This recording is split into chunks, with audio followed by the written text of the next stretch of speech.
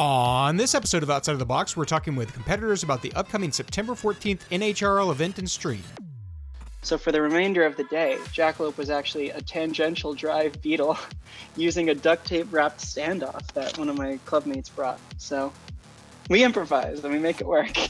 How do you feel about the potential of a Monsoon versus Sawblaze 30-pound match? What is Sawblaze? I don't know what that is. I have no idea what that is. No idea. Oh.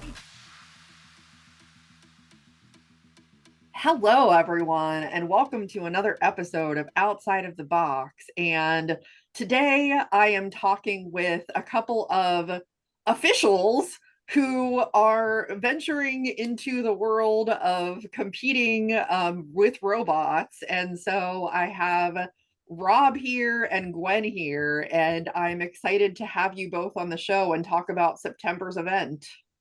Yeah, I'm very excited to be here too. Thanks for having us. Yeah, thanks for having me. Yeah, for sure. I'm just curious. I was going to say, because offhand, I don't know if either of you have actually competed before, but I'm curious about the transition of going from like officiating games, doing things on staff, behind the scenes, and then getting to actually get into the fray and compete. And I'm sure you're both excited about this, but I'm just curious to get that perspective. Gwen, you want to start on that one? I would love to. So at time of recording, at least, Jackalope is currently recovering from a wicked weekend up in Boston at Masty. That was the first time that I fought Jackalope anywhere. I did actually have one previous combat fight at an NHRL. It was a grudge match between me and Nick Buchholz, and he was fighting Phantom 3, and I had this a club kit bot from the Combat Robotics Club at ASML where I work.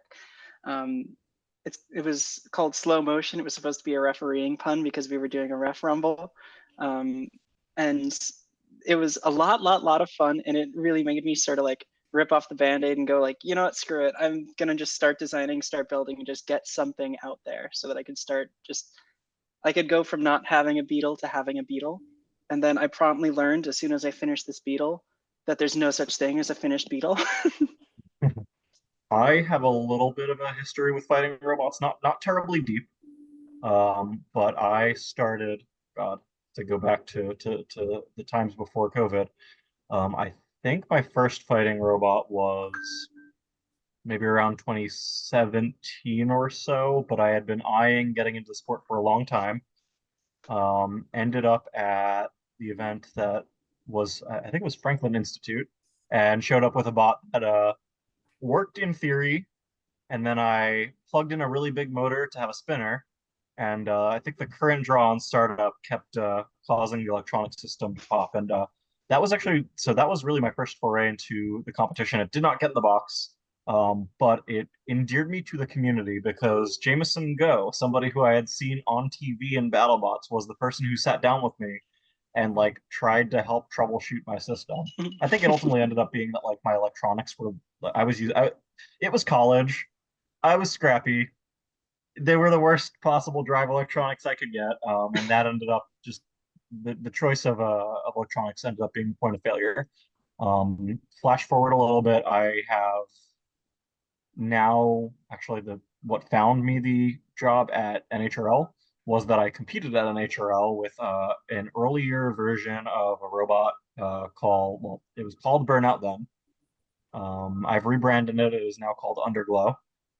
It competed at NHRL, didn't do great, but I found out about the henchman job shortly after, and then since then I haven't really been able to compete much except for another foray into GSCRL, G-Scroll, where I competed with the second version of that robot, now called Underglow. Well, that's awesome. And I can relate as somebody who like really loves the sport and tries to get involved in every way I can, but I haven't necessarily built a ton of robots. Mostly in my case because I don't feel like I'm very good at it. But you know, that didn't stop me. You can try. You got to start somewhere. Exactly. Well, so as far as this event upcoming, I want to hear more about these robots. And I have to tell you, Gwen, that as a huge fan of Jackalope growing up, as like Yes. yeah, I was like Full House and like the whole Jackalope thing. I was a massive fan of that. And so when I was like Jackalope, like that is cool. I really like the name. And I did get to watch a couple of the fights at Masty and was just like really excited to see you getting it out there. But tell the world a little bit more about Jackalope. Yeah, I'd love to. With this convenient prop I happen to have put right next to me. So Jackalope is this well, right now it's supposed to have four wheels, but it's currently halfway in maintenance. It's a four-wheel drive vert, but I promise there's a lifter too. See, it works and everything. The name is actually a symptom of that sort of archetype. I thought it would be, well, as a person, I am very, very much a rabbits kind of girl. Like I always joke with people, like you come to my apartment, count the rabbits, like tell me how many you could actually see. There's one over my shoulder, there's another one on my chair, there's probably another half dozen that I could see without leaving my seat. But I like rabbits, and I thought that the idea of a robot that had two different weapons or two different weapon archetypes was kind of like a jackalope in a way, where it's like you have a half rabbit, half deer. Well, this is going to be zippy. It's going to jump around a lot because of the vert, and it's got little horns. So the name just kind of, it makes sense for itself. It has also received a couple other names over time, such as like, God, and Discount Chainsaw Kitty, depending on who you ask. But I look forward to making Jackalope come into her own just as Jackalope. I mean, hey, I think a Discount Chainsaw Kitty is probably going to beat most robots out there. So Eventually, not yet, if Masty was anything to go by, but I did think it was hilarious that literally the first fight that I ever had with this robot was against Tim with Chubby Unicorn. I was just like, well, yeah, no, I really can't deny the allegations. that's awesome. I mean, I trust though that like you probably learned a lot at Masty. Oh, I learned so much. Yeah, absolutely. The plan for Masty for me was get every, like I had Jackalope ready like a full week before the event started. So I was like ready. I have like a checklist. I've got spreadsheets. I was doing like full like project management V model stuff. It was gave me flashbacks to work, but it was ready in time. And then I wanted to go to Masty, learn as much as I could, figure out what's my pit weakness, what's my maintenance weakness, what's my like actual robot weakness. And one of the things that I've worked on since then, I have much better forks now. I have lifter arms that shouldn't strip my gearbox in the servo. And I actually have a wedge now, which is nice because I hear there's a pretty decent horizontal or two coming to the Beatles at NHRL this month. So I should probably be ready for that, or at least try to be. The problem is I did also learn which spares I didn't bring with me. So if you look real close here, you can actually see that the drive pinion on this side completely just evaporated. No idea where it went, first fight. So for the remainder of the day, Jackalope was actually a tangential drive Beetle using a duct tape wrapped standoff that one of my clubmates brought. So we improvise and we make it work. Yeah, and now I know awesome. that if I ever run out of pinions, she could be tangential and it's no problem. That's a really cool thing that's a really cool design feature to accidentally learn that you have. Yeah, right. Like, and like and also the I've got to say ratio. Oh God, sorry. Yeah, I was just gonna say like the ratio between like the geared pinion versus the tire and the standoff happened to be roughly equivalent. So I could run one side tangential, one side geared, and it wasn't really killing me. It was pretty funny to drive. Like it was constantly like, there's no way this is gonna work. There's no way this is gonna work. Oh my God, it's working, which I feel like is the ethos of combat robotics. That's fantastic. Also, like the fact that you had the robot complete before, like over a week in advance of competition. I feel like that puts you in a better place than like most builders who go to NHRL, where they're just like, give me Give me 5 more minutes. I'll check in with safety later. Yeah, it works theoretically. Well, Yeah. Everything plugs in and turns on. It's crazy. wow. That is correct. When you show up to NHRL with not a complete robot, I will say results may vary. You can make it work, but watch out. Exactly. Now, Rob, your robot is a 12-pound and it is Glow Up. Yes, it is a 12-pound for September NHRL. It's a 12-pound. It is based on a 3-pound robot. And I said, yeah, let's make it bigger. That'll be fun. I don't like building spinners. I am anti-meta to an extent because there are so many of them, and we know that they can be done well. It's fine. We get it, right? And don't get me wrong, I love watching a really dominant like vert or horizontal just like annihilate their opponent. It's great. Um, but we see so much of it that I prefer to build outside the meta, and so I build right now at least Lifty Boys. If anybody's familiar with like Sewer Snake from the Combat's days, like that was the first robot that I looked at and was like, "This is cool. That's what I want to build." And years later, I've put together three, and now it's going to be adapted. So dual action wedge lifter with some configurations. So I do love a sewer snake. Like there was a little while that me and oh yes, let's go. this is the three. Um, Still got some nice damage from Yeah. it was fighting Mako at G Scroll. I call it Gus Carl G Scroll. So if I ever accidentally say Gus Carl, I apologize. I mean G Scroll. The skirl. Yeah, I love bots that are just built absolutely dense like tanks, and it definitely looks like Half-Life is like that. Did that translate well up to the 12 too? Like, is it similarly like tanky in your? We're gonna find out. Don't know it. Unfortunately, at this point, my design is mostly hypothetical, with part files being sent out like tomorrow, basically. So I have some preliminary prints. I have some wheel molds. I've got all that stuff, but like it being together and in one piece as a 12-pound has not happened yet. Rob, do you remember a couple moments ago when you told me how having your robot done a week before competition is a good thing? Yes. Trust me, I know. But I am no stranger. Actually, my history in fighting robots in general has been let me design and iterate and iterate and iterate, and then order the parts, and then pull an all-nighter just to finish soldering the last night. Yeah. And I would like to believe that that's not going to be the case this time around, but we'll see. I'll let you know.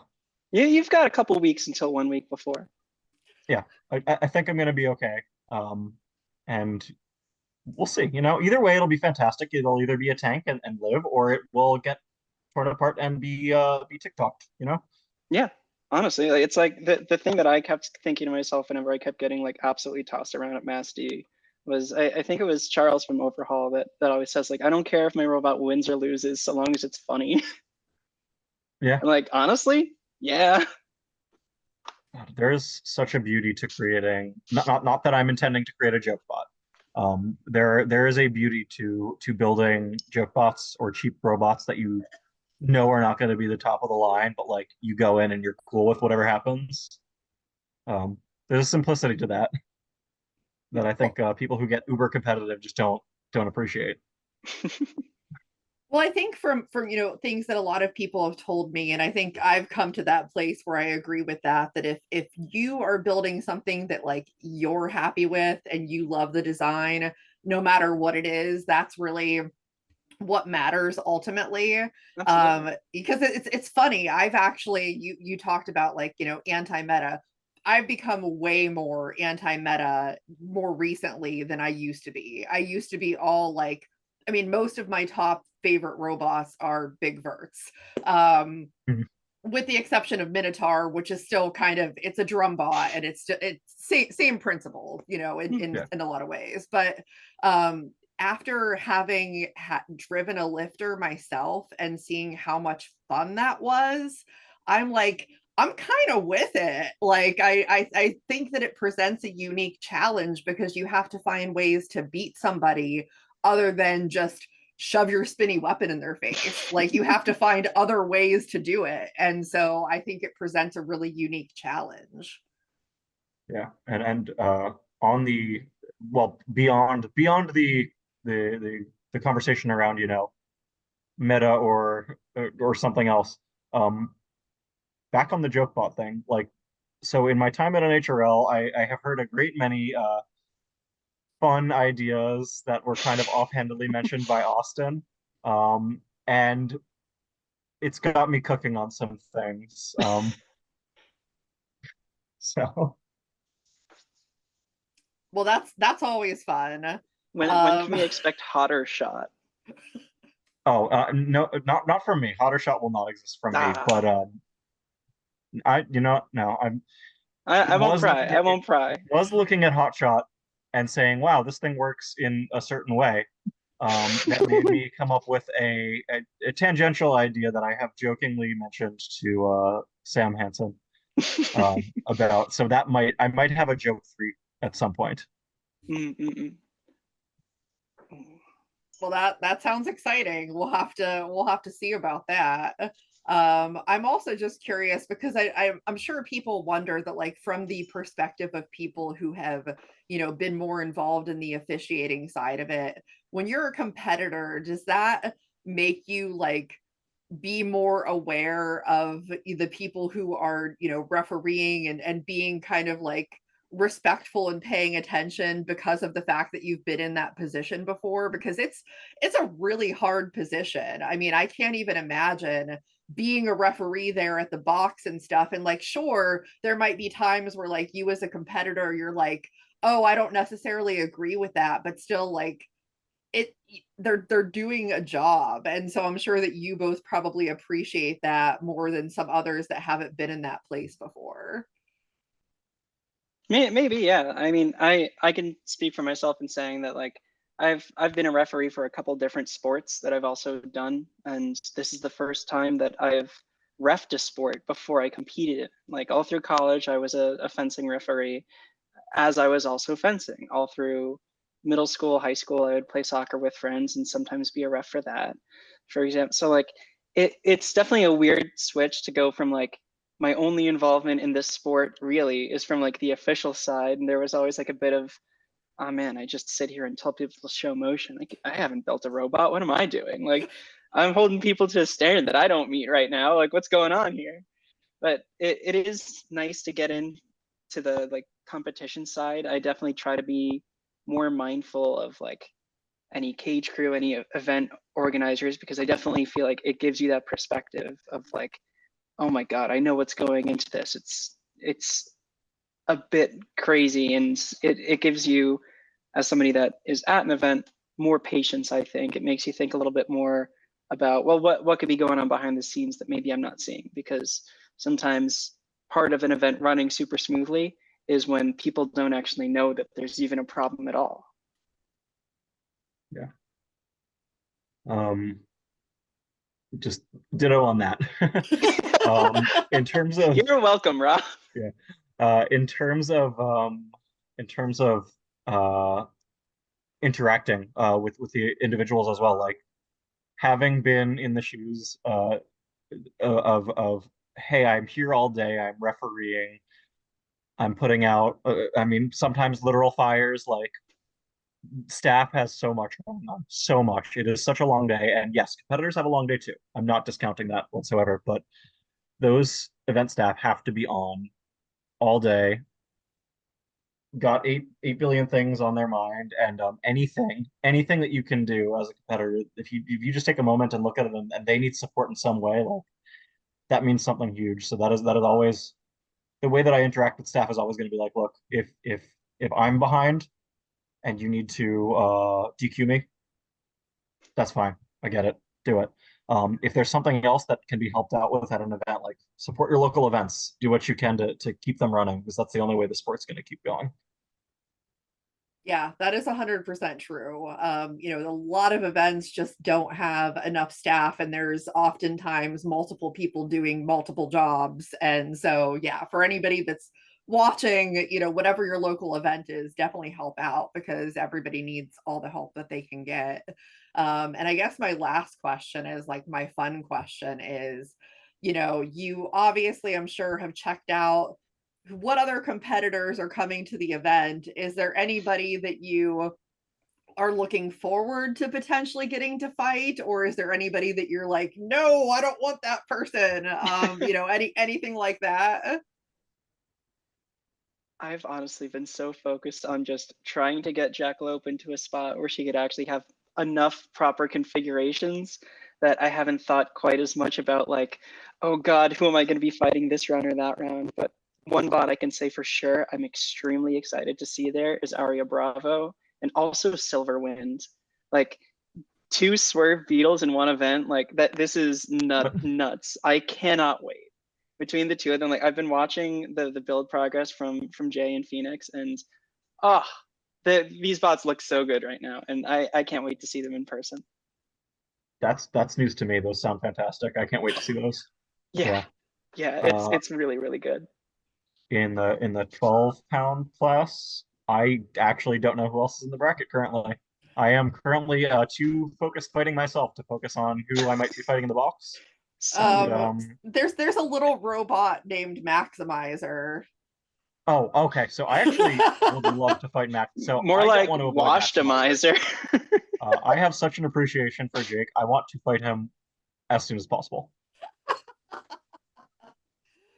Okay, Jake Hoffman, if you're watching, Rob wants to fight you as soon as possible. So let's make it happen. Let's make it happen. And then I also, since I have this 3, I would also like to do a grudge match with Gwen, if that's at all possible. Throw it on the glove, my man. I'll see you there. I'll be in the pits. I don't have any. I have some welding gloves I could throw down in front of you if you need. Oh, here, I've got a spare for you. Yeah, let's do it. There you go.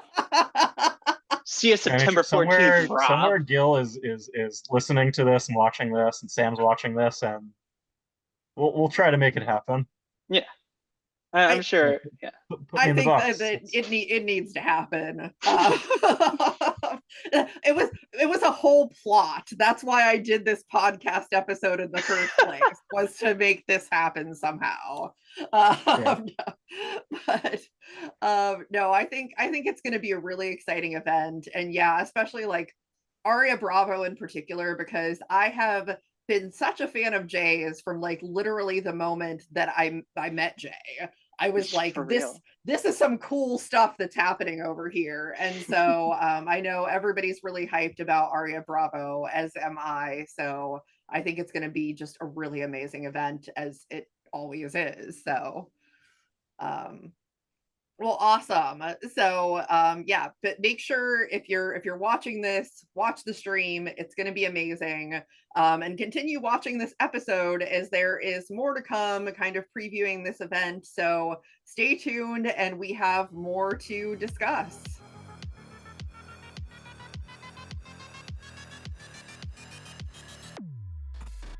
And welcome back for the second half of the episode, where I have a collection of builders here from different weight classes, just so that we can talk about a variety of things, because I like to touch on, all of the weight classes. So representing the 3-pound weight class, I have Mayfly, and then I also have Liam here representing the 12s, Tom from Monsoon, and Sarah as well representing the 30s, and Josh here representing both the 12s and the 30s, and bringing a little bit of fire to the party, which I mean, I always enjoy. Not everybody may enjoy that, but welcome all of you to the show. Cool. Welcome. Thank you. Yeah, thank you for having us again, I guess. Yeah. Yes. Don't know why, but yeah. A a few of you have been on before, but not everybody. Some are actually a little bit new to being on this show, but I'm really excited to talk about this event. It's a little bittersweet for me because it was an event that prior to rescheduling, I was originally supposed to go to. Ironically, Liam has been a great help with the robot that I meant to take to that, but it's going to be a 2025 project, so everybody stay tuned for that. So for now, we're going to talk about the robots that are going to be there. And as I like to do, I'm going to go ahead and start with the 30s, just because there's kind of the fewest of them, and I think they're the bigger robots to talk about. So that obviously includes you, Tom, and also Josh with Kazaa Light.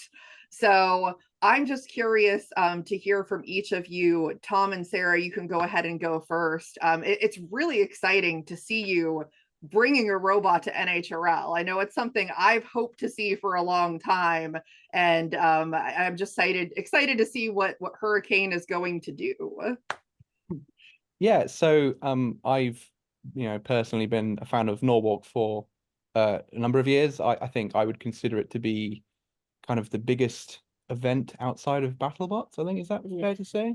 And largely in terms of reach, you've got things like RoboGames and Extreme Robots in the UK, which are fantastic events in their own ways, but nothing quite has the reach that like NHRL has. Like, I've had friends outside of the robot bubble that have seen clips on like their TikTok or their Instagram from NHRL, and they've come up to me and, like, I think to you, Sarah, as well, and been like, "Oh, I've just seen this awesome clip. Like, have you done this? What? Like, is this you? What?" Like, yeah. So to finally come after all these years is really quite a special thing, I think, for both of us. And yeah, I've done a number of robots in lower weight classes. I've done my previous featherweight straddle is 2-wheel drive, big wheeled vertical spinner, very very much like Huge, and I've done another beetle weight version of that called Stratus. But to debut at Norwalk, I was very keen that we had something that was uniquely of our own design, I think. And I think Monsoon is in a field of meta vertical spinners. I think a design like Monsoon is unique enough and stands out enough that you can see it, as a silhouette. You can see it from a distance. That's Monsoon. So I think I wanted people to see our first robot as Team Monsoon's robot before, oh, it's a mini Huge or it's a mini Bite Force or whatever. So okay. Have you gotten to test it out? Like, I'm sure that you have. I mean, obviously, like, you're used to doing that with the larger robot as much as you can, obviously. But how do you feel about, like, looking at, or like, are you familiar with a lot of the other robots in the field or anything? Yeah, I've seen most of their fights. Like, we have been doing some homework. Years, yeah. Definitely. There are some nasty robots going that I've definitely seen before. But it's just going to be fun to see how Monsoon scales down into a smaller robot, I guess, because Monsoon is great and it's good for the experience, but featherweights are a whole different ball game. It's a whole different environment to operate in, and the guys that do it, especially in America, have been doing it for so long now. In this one environment at Norwalk that I will have never been to. There's no pit. Like, where's the pit? Where are the house robots? What's going on with that? Oh, it's mad. So we'll see how well it goes, but at the end of the day, I just want to have a really good time, and it looks like a really cool event to do. We did say that if you'd taken Stratus or Straddle, then there'd definitely be an uptick in the fact that there isn't an Uta, because that's one of the most common ways that Stratus seems to lose. That's the way I always go, in the pit or in the Uta with Straddle and Stratus. But we'll see how this goes. Should be fun though. Yeah, for sure. And one of the robots that you may be facing is Kazaa Light. So Josh, I mean, you're definitely famous for the fire that you bring with your robot. So I'd love to hear about this 30-pounder. So Kazaa Light, it'll be its second time coming back. This time, hopefully, we'll have the second bot running. The first time, it's designed to be a multi-bot. So two like 20-pound robots with the 12-pound weight bonus. And unfortunately, partially because we had only signed up like 2 weeks beforehand for the last event, we were not able to get both frames built. So I was amazed when we pulled off a top floor with just our one 19-pound robot. So, and we're hoping to be able to redesign the top, because right now we're 3/8 AR, which is honestly kind of excessively thick. Like I think the house bots are only a 1/4 inch. So we're planning actually to reduce down the side armor, which will allow us to have AR top armor as well, especially for Jameson Go and his bot, because we're trying not to get the top cut through. So he's going to be there. So if we do well, there's a good chance we'll fight him. So we've got to prepare for all the inevitabilities. So but it's coming out pretty well, and the 12-pounders being manufactured now, so hopefully we have that soon, and we can hopefully reclaim. Oh yeah, we're talking about 30. So yeah, because our light should be good. We're hoping to be able to pull off the refresh with the top armor, but worst case scenario, we still have the frame from before. So no matter what, we'll have a Kazaa light, and this time we'll actually Loctite everything, which was kind of what did us in last time. Our motors came out enough from the gearboxes that they spun freely and shorted themselves, which caused some mobility issues. So we're hoping. Plus, this time we're actually using current limited power.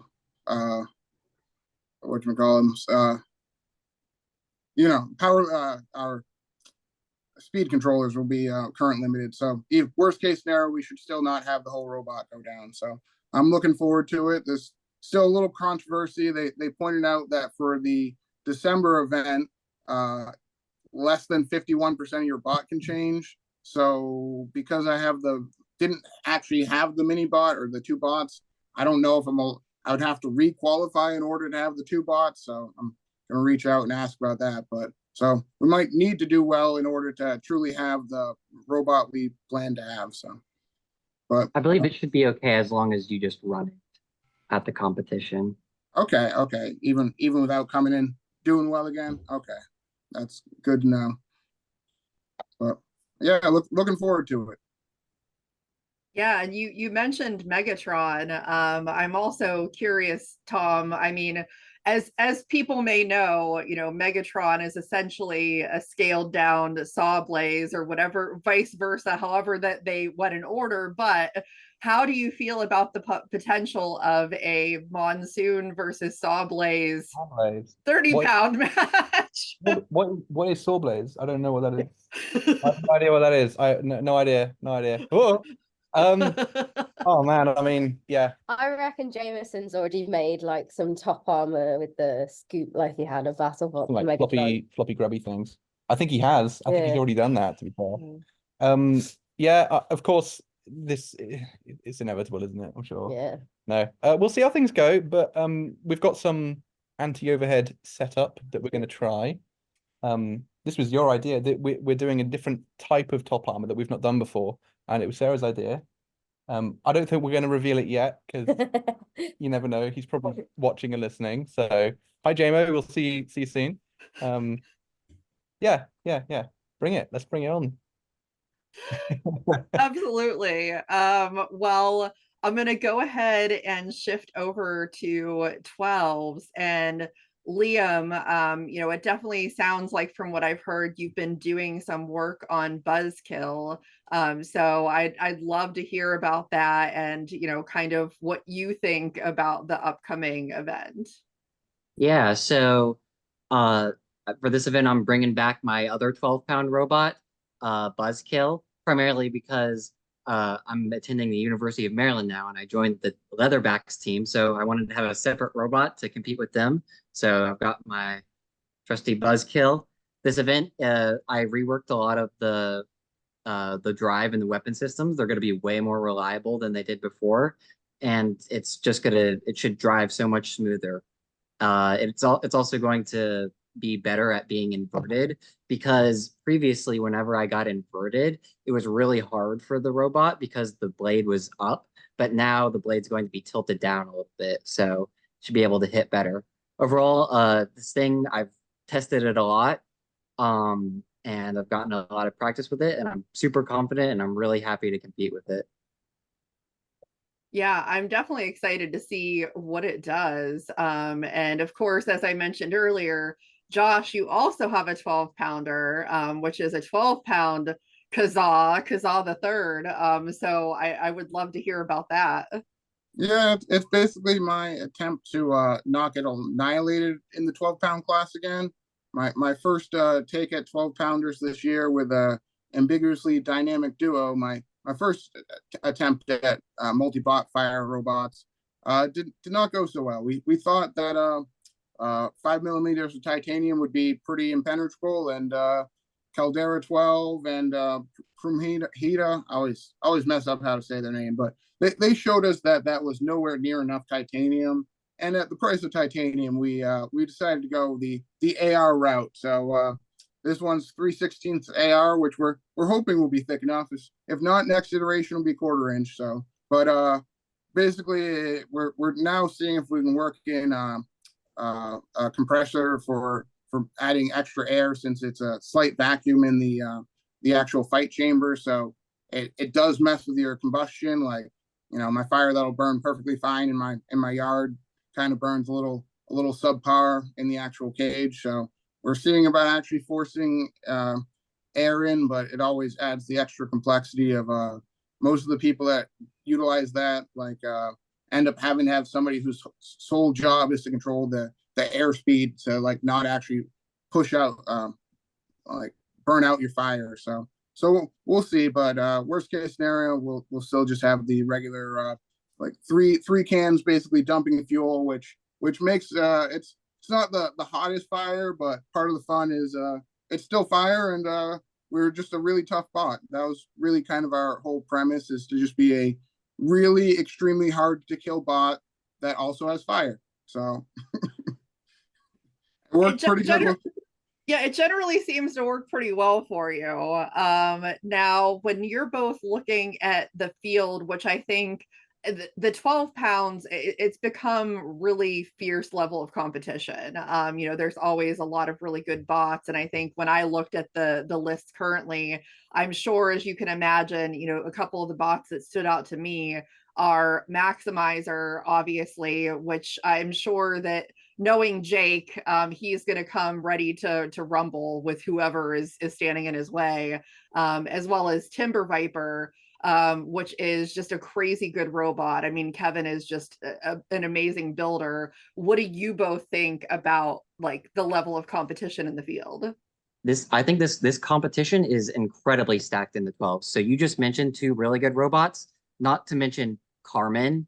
Carmen was proven, and it got lost in the quarterfinals, which is really far. So it's going to be even better this time. Questionable Choices is going to be there, new and improved, and it won January. Yob Knoll is going to be back. Yeah, if you saw the Hive Hysteria, Yob Knoll absolutely swept the floor. That thing is a mean green robot eating machine. It is real. Definitely. So yeah. I'm the most afraid of anything that comes from the top or whatnot. So good old Yob Knoll is a little scarier. Yeah. All those bots that you mentioned are absolute beasts. So it's going to be tough competition, and I think it's going to be really hard to predict who ends up coming out on top. Now, the 3 pounds I always leave for last, because it is obviously, by and large, the biggest field of robots, and you have everything in there. And Mayfly, I'm really excited because I see that you were bringing Meddlesome Swan, the Electric Boogaloo, which I love the name, absolutely love the name. So kind of tell me about your robot. Well, I only started competing last year after a few years of trying to do it, and I came to Norwalk with just a Viper kit. I was very underweight. I didn't expect to win any matches, and I didn't win any matches, but I had a very fun match with Tom Farkas at the August 2023 event, and I just passed my first year of really trying to compete. And even though I went 0-2, and so I don't really bring the success of Kazaa, and I don't have the experience of someone like Tom or even Sarah going back to the classic Robot Wars series with the Alien. I think I can bring a good amount of fun to the event. It's going to be a axe robot. I messed up the motors a little bit, so it might be a little slower than an axe should be, but I'm happy with how the progress has been going. I got everything just about finished so far. That's awesome. And seeing as that at present, Tom Farkas is part of the 3-pound field with Frank, are you potentially looking forward to a matchup versus Frank? I would be shocked if I got matched up against him again randomly in the bracket, but I would love to do some sort of grudge match against him with that new Frank, which I've seen a little bit of it. It's an amazing design. I'm not gonna say anything about it because it has to be seen to be believed, really. And I think the 3-pound field is also very vicious as it normally is, but we have a lot of returning names.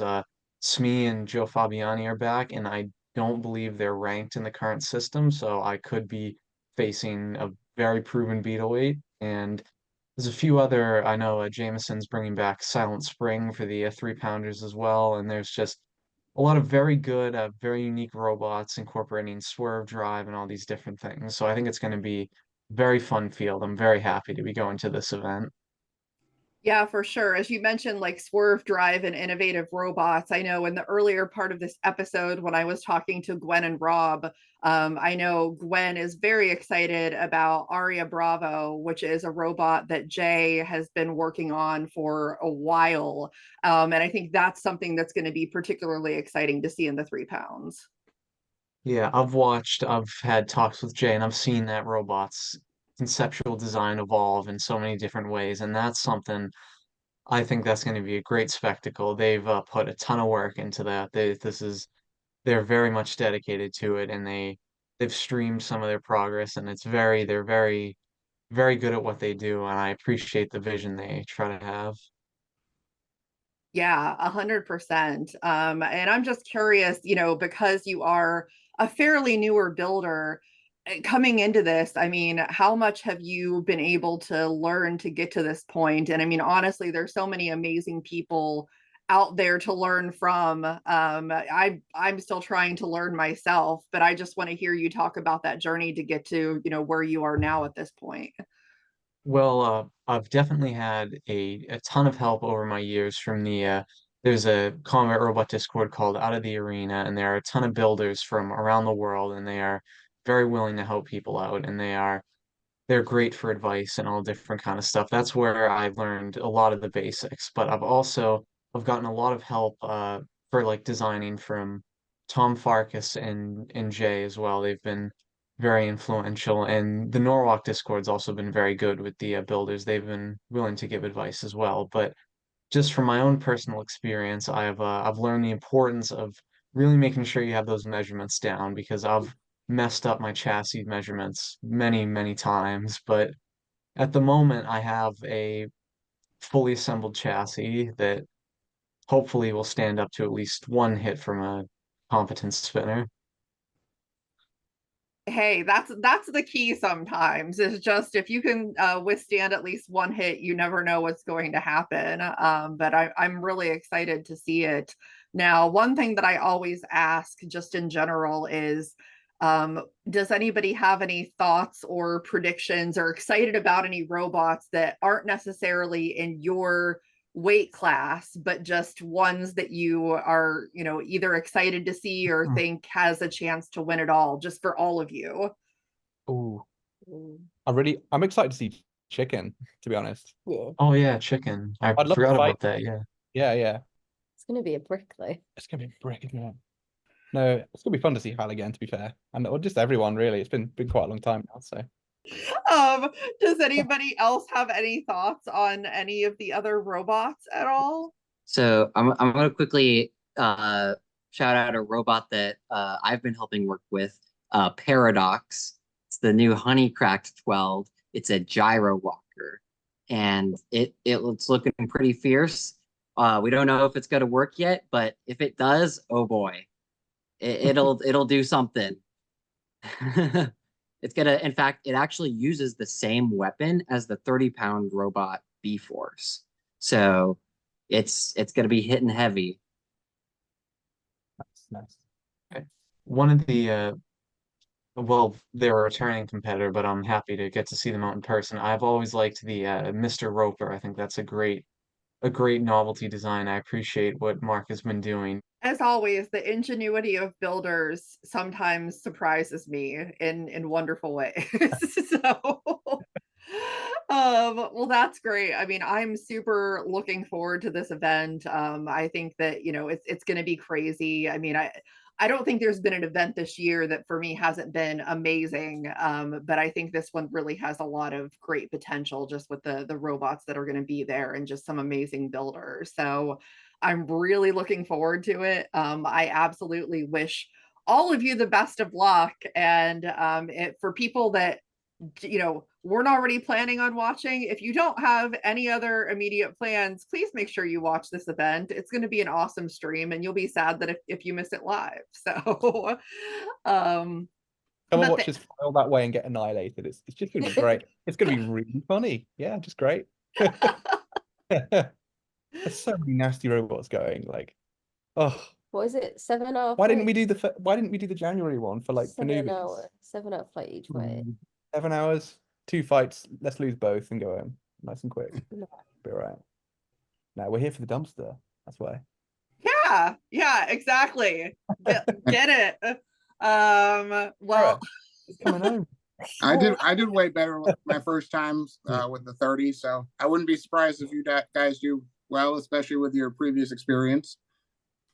I'm hedging my bets a little lower. If I win one fight, I will be in disbelief at that, judging by how the robot's looking right now. Well, I feel like the last 2 weeks are when all the critical things happen. You know, that's when all of a sudden you lose the you're like, things that don't have to happen and aren't happening. We're just focusing on what's completely necessary. Oh, you say that, Lock but in. yesterday I changed the entire robot from 10 cell to 12 cell with like less than 2 weeks to go. That's when those ideas come and they just flow through. You're like, actually, we have the weight and the room. Well, that was it. That was the thinking. We've got the weight and the room, so let's do it. And then he unpacked said brand new batteries that arrived today. And one was puffy out of the box. Yeah, it was puffy out of the box. Yeah. And then he left the others on the footstool in the lounge. Oh yeah. And I made us both drinks this afternoon and then proceeded to spill a whole glass of squash over them. That'll be fine. Yeah. I realize that no matter, like, you can never be underweight, because whenever you're underweight, you're like, there's got to be something else I can add in. That's it. Yeah. You're never done until you physically can't fit any more in, and then you're still like, can we reduce this? And once you do, you're like, okay, then we can do the next thing. That's it. Yeah, absolutely. We're a little bit underweight, so there might be time for a mini bot. I don't know. No, I'm so glad that everybody else has that problem, because I always have the opposite problem where I'm like, how many screws can I feasibly take out of this to make sure that I am at weight? I definitely have been there. By the time we get to Norwalk. Oh, underweight. I don't think I don't think it'll be underweight by the time. Oh no, not at all. He also made the point that he's using our scales and wearing it to the nearest gram. Whereas oh yeah, do they round up to like the nearest half pound or the nearest pound, or like? I think it's 0.0 ounces they round to, or like 0.0 pounds is what they round to. You honestly, you have a pretty big tolerance if you measure in grams. Like, that's why I was like, you can't measure to the nearest gram. You need to measure it to the nearest pound. Yeah. You have a good tolerance, I'm sure. Their scales are like deli scales that they're not as truly accurate as I thought they'd be. Yeah, can confirm that the last time I was at 0.03 and it was over. I had to lose a couple screws. So yeah. So just good tips there. Good tips. But yeah, well, everybody make sure you watch. Everybody who is watching this show, make sure that you like, subscribe, share, comment, hit all of those buttons. And we will see everybody next time on the show.